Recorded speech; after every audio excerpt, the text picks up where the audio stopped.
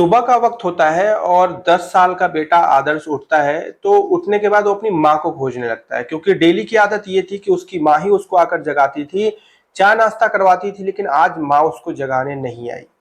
10 साल का बेटा आदर्श जब माँ को खोजते हुए पूरे घर में खोजता है तो उसको माँ कहीं नहीं मिलती। जो उसके पिता होते हैं यशवंत, वो एक कमरे में दाढ़ी वगैरह बना रहे होते हैं, तो वो अपने पिता से पूछता है कि पापा आपने मम्मी को कहीं देखा? यशवंत बोलते हैं नहीं बेटा मैंने नहीं देखा, देखो शायद बाथरूम में होंगी या तो फिर उधर कहीं होंगी। तो इसके बाद आदर्श दौड़ते हुए बालकनी की तरफ जाता है और जब वहां वो देखता है तो उसकी चीख निकल आती है, क्योंकि उसकी माँ बालकनी में लटकी पड़ी रहती है और उसके गले में उन्हीं के दुपट्टे का एक फंदा पड़ा होता है। यानी कि जो आदर्श है उसकी माँ तृप्ति ने आत्महत्या कर ली थी। जब इस वाक्यांश को अपनी आंखों से देखता है तो वो जोर से चिल्लाता है, पापा को बुलाता है। यशवंत दौड़ते हुए वहां पे जाते हैं। जाने के बाद जब वो माजरा देखते हैं तो उनके पैरों तले जमीन खिसक जाती है। सुबह का वक्त था, तकरीबन 7 बज रहे थे। जब ये होता है तो कोहराम मच जाता है, आसपास पड़ोस सबको पता चलता है, पुलिस को सूचना दी जाती है और जो तृप्ति होती है उसके मायके वालों को भी सूचना दी जाती है। सारे लोग मौके वारदात पे वहां मौजूद होते हैं। कोहराम मच जाता है, हर कोई रोने लगता है और ये चीज सोचने लगता है कि तृप्ति कल रात तक सब कुछ ठीक था, सब कुछ सही था, तो आखिर ऐसा क्या हुआ कि उसने आत्महत्या कर ली? ऐसा क्या हुआ कि सारी चीजें हुई? किसी को कुछ नहीं पता था। यशवंत भी एकदम चुप था, उसको भी नहीं पता था कि उसकी पत्नी ने ऐसा क्या किया। पुलिस आती है, फिर पुलिस सुसाइड नोट जो है वो बरामद करती है। पूरे जब घर की जो है छानबीन की जाती है तो एक सुसाइड नोट मिलता है और उस सुसाइड नोट में जो राइटिंग होती है वो एक्चुअली तृप्ति की ही होती है, जिसने आत्महत्या की थी। और उस सुसाइड नोट की में जो चीज लिखी होती है वो ये रहता है कि एक परिवार को चलाना बहुत मुश्किल होता है और आर्थिक तंगी एक ऐसी तंगी है जिसकी वजह से इंसान मानसिक तौर पे बहुत ज्यादा बीमार हो जाता है। मैं तृप्ति आर्थिक तंगी से इतनी परेशान हूं कि मैं अपने पति और अपने बेटे का ध्यान नहीं रख पा रही हूँ। मेरे पति बहुत कोशिश करते हैं, मेहनत मजदूरी सारा चीज करते हैं ताकि सब कुछ अच्छे से चल पाए, लेकिन वो अपनी इतनी मेहनत करने के बावजूद भी वो सारी चीजों की भरपाई नहीं कर पाते हैं और इसमें उनका कोई कसूर नहीं है। मैं आत्महत्या करने जा रही हूं, इसलिए इसका गुनाहगार कोई भी नहीं है। मेरे पति बेकसूर है, उन्हें कोई परेशान ना करे और मेरे बेटे का ख्याल रखे। ये कहकर तृप्ति आत्महत्या कर लेती है। अब यहाँ पर हर कोई जो है सर से नीचे झुका लेता है, ये चीज सोच कर कि बताइए आर्थिक तंगी एक ऐसी तंगी होती है कि इंसान टूट जाता है। जब परिवार की इच्छाएं पूरी नहीं हो पाती तो इंसान मानसिक तौर पे भी बीमार होने लगता है। पुलिस उस शव को पोस्टमार्टम के लिए भेजती है, लेकिन पोस्टमार्टम में जब एक चीज का खुलासा होता है तो हर कोई आश्चर्य में पड़ जाता है। तब सबको पता चलता है कि एक्चुअल में हुआ क्या था। चलिए आज की इस कहानी में आपको बताता हूं। नमस्कार दोस्तों, मेरा नाम है जीआरडी और आप देख रहे हैं 9 PM विद जीआरडी। इस कहानी की शुरुआत करता हूं। ये कहानी है जंघई उत्तर प्रदेश की। जंघई जो कि उत्तर प्रदेश का एक शहर है और थोड़ा नामी शहर है और वहां पर एक परिवार होता है। उस परिवार में सिर्फ 3 लोग होते हैं। यशवंत पति होता है, उसकी पत्नी होती है तृप्ति और उनका एक 10 साल का बेटा होता है आदर्श। परिवार में सारी चीजें बहुत सही से चल रही होती हैं, सब कुछ बढ़िया चल रहा होता है, कहीं से कोई दिक्कत नहीं है, लेकिन इनकी आर्थिक स्थिति वाकई में उतनी अच्छी नहीं थी। अच्छी ना होने की वजह से इनके बीच में कई बार लड़ाई झगड़े होते थे पैसों विवाद को लेकर। अब जो तृप्ति थी वो बाहर पार्ट टाइम जॉब भी करती थी, मतलब प्राइवेटली बच्चों को पढ़ाती थी, ट्यूशन का काम भी करती थी। और जो यशवंत था ये भी बाहर ऐसे पार्ट टाइम जॉब कहीं भी कुछ भी मिल जाता था तो कर लेता था। ऐसे ही करके चीजें चलती थी। तृप्ति ने कई बार अपने पति को ये बात बोली यशवंत को कि आप बाहर कोई परमानेंट जॉब खोज लीजिए, अगर यहाँ नहीं हो पा रहा है तो कहीं बाहर चले जाइए, वहां पर खोज लीजिए, लेकिन कर लीजिए, क्योंकि अभी हमारा बेटा बड़ा हो रहा है और हमारी जो है आर्थिक स्थिति अगर अच्छी नहीं रही तो उसकी परवरिश भी हम लोग अच्छे से नहीं कर पाएंगे। यशवंत इस बात को समझ के ना बल्कि इस बात को ताना समझता है। उसे ऐसा लगता है कि उसकी पत्नी उसको ताने दे रही है, तो वो कहता है कि तुम ही क्यों नहीं नौकरी कर रही हो? तो तृप्ति कह रही है कि मैं जितना कर पाती हूं मैं उतना कर रही हूं, आगे आप करिए। यशवंत और तृप्ति इन दोनों में अक्सर लड़ाइयां होती रहती थी और इन सारी लड़ाइयों को उनका बच्चा देखता था, उसके ऊपर इसका असर भी पड़ता था बहुत बुरा।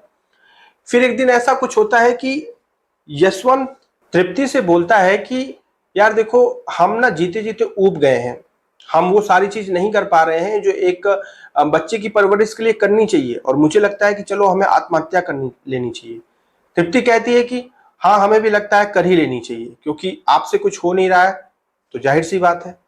तो यशवंत कहता है लेकिन आत्महत्या करेंगे तो इसमें तो फंस जाएंगे, अगर दोनों एक साथ आत्महत्या करेंगे तो बेटे का क्या होगा, और मान लो अगर इसमें से कोई भी अगर बच गया तो उसके ऊपर पूरा कसूरवार हो जाएगा। तो इसके बाद तृप्ति कहती है तो क्या करना चाहिए।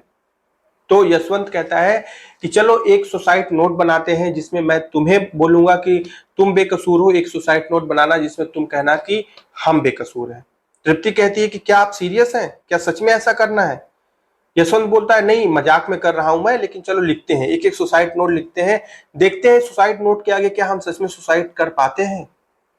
और ये करके अपनी ही पत्नी से यशवंत एक सुसाइड नोट लिखवाता है और खुद भी एक सुसाइड नोट लिखता है। लिखने के बाद फिर कहता है कि क्या हिम्मत हो रही है आत्महत्या करने की। तो तृप्ति कहती है कि देखिए, बुरा वक्त है, टल जाएगा, समय के साथ चीजें बदल जाएंगी, देखते हैं क्या करना है।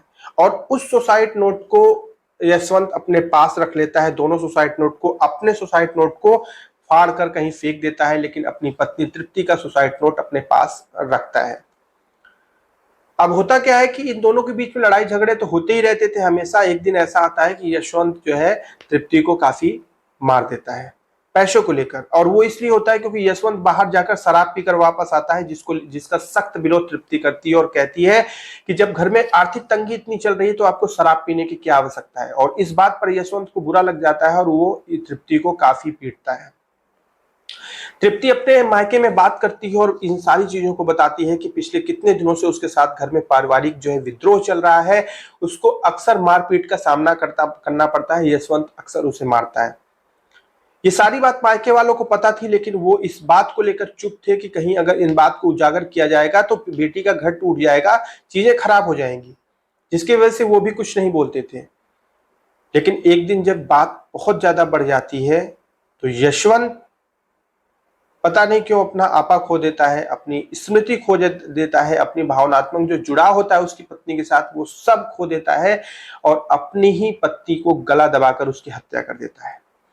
हत्या करने के बाद उसे सुसाइड का रूप देने के लिए ही वो उसे बालकनी में लेकर जाता है और वहां पर गले में उसके दुपट्टे से फंदा बनाकर लटका देता है और लटका कर वापस अपने रूम में चला जाता है। सुबह जब होती है तो बेटा आदर्श जाकर देखता है कि माँ जो है फंदे से लटकी हुई है। फिर पुलिस आती है, सुसाइड नोट बरामद होता है और वो वही सुसाइड नोट होता है जो तृप्ति अपने हाथों से लिखती है, जिसे यशवंत लिखवाया रहता है, और वो उसी सुसाइड नोट को पुलिस बरामद करती है और पुलिस को ऐसा लगता है कि तृप्ति ने आत्महत्या की है आर्थिक तंगी की वजह से। लेकिन तृप्ति के मायके वाले पूरी तरह से चुप रहते हैं, वो कुछ नहीं बोलते हैं, क्योंकि उन्हें इस चीज का डर था कि यशवंत अभी है और उनका एक बेटा भी है तो उसका भविष्य खराब हो सकता है। लेकिन जब लाश को भेजा जाता है पोस्टमार्टम के लिए तो वहां पर इस चीज का खुलासा हो जाता है कि गला फंदा लटकने से मौत नहीं हुई है बल्कि गर्दन दबाने से मौत हुई है। और जब इस बात की पुष्टि होती है तो पुलिस तुरंत सतर्क हो जाती है, सक्रिय हो जाती है और फिर छानबीन शुरू करती है। और ये बात जब तृप्ति के मायके वालों को पता चलता है तब वो अपना मुंह खोलते हैं और कहते हैं कि तृप्ति में और यशवंत के बीच में बहुत ज्यादा लड़ाइयां चल रही थी, कई बार इनके बीच में मारपीट भी होती थी। ये सारी चीजें तब वो मायके वाले बताते हैं, और जब ये बताते हैं तब पुलिस उनके कहे अनुसार यशवंत को गिरफ्तार करती है और पूछताछ शुरू कर देती है। यशवंत सारी चीजों से मना करता है, लेकिन जब सख्ती से कार्रवाई की जाती है तो यशवंत अपना पूरा चीजें कबूल कर लेता है। तब वो एक एक चीजें बताता है कि कैसे उसने सुसाइड नोट लिखवाया, कैसे दारू पीकर उसके बीच में लड़ाइयां हुई, कैसे सारी चीजें हुई, उसने हर एक चीज को स्वीकार किया। ये थी आज की कहानी। पति पत्नी का रिश्ता विश्वास पे टिका होता है, मर्यादाओं पे टिका होता है, चरित्र पे टिका होता है, बहुत सारी चीजें होती हैं जिस पे टिका होता है। लेकिन जब ये चीज टूटती है तो पति पत्नी के बीच में लड़ाइयां होना आम होता है। लेकिन कोई भावनात्मक जो लगाव होता है उस इस कदर उससे मतलब दूर हो जाता है कि वो उसकी हत्या कर देता है। आज की ये कहानी अंदर से हिलाकर रख दे रही है कि एक बेटा भी था 10 साल का। यशवंत ने एक भी बार नहीं सोचा कि उसका भविष्य अंधेरे में जाएगा। अपनी पत्नी से उसका एक भी परसेंट भावनात्मक जुड़ाव नहीं था कि वो ये उसकी हत्या करने से पहले सोच पाए। इंसान अपना आपा कब खो देता है, अपनी स्मृति कब खो देता है, कुछ पता नहीं चलता है। खैर, ये वक्त ऐसा है कि इंसान को सतर्क, सावधान और सुरक्षित रहने की आवश्यकता है। हम मिलेंगे अगली वीडियो में कल रात्रि 9 बजे एक नई कहानी आपके सामने लेकर हाजिर होंगे। तब तक रखिएगा अपना ख्याल और जहां पे भी रहिए सावधान रहिए, सुरक्षित रहिए और अपना ध्यान रखिए। जय हिंद।